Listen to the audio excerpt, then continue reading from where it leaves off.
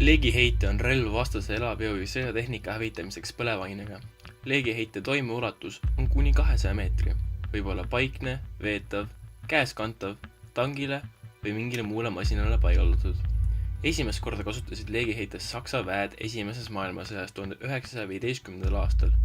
Saksa leegiheitjatega üksused olid väga aeglased, mis muutsid neid avamaastikul haavatavaks. Saksa armee tehtis 2 erinevat leegiheitjamudelit, või saksa keeles Flammenwerfer. Üks kaasaskantav ning väike, teine suur ja võimas. Mõlemad Richard Fiedlerti ideed. Väiksem, kergem leegiheitja nimega Kleinflammenwerfer oli disainitud mobiilseks kasutuseks ühe mehe jaoks. Kasutades õhurõhku, süsihappegaasi või lämmastikku, Kleinflammenwerfer heitis leeke kuni 18 meetri kaugusele. Fiedleri teine, võimsam mudel nimega Grossflammenwerfer töötas samamoodi, kuid polnud mõeldud kaasas kandmiseks.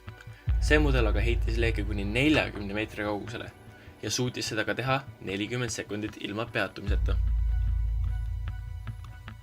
Ükski jalaväelane ei suuda vastu seista leegiheitjate laastavale tulejõule.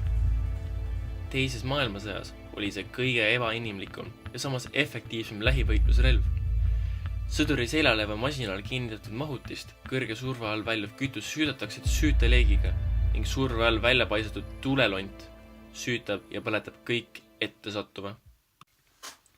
Tänapäeval saab osta leegiheitja XM42 leheküljelt 799 euroga.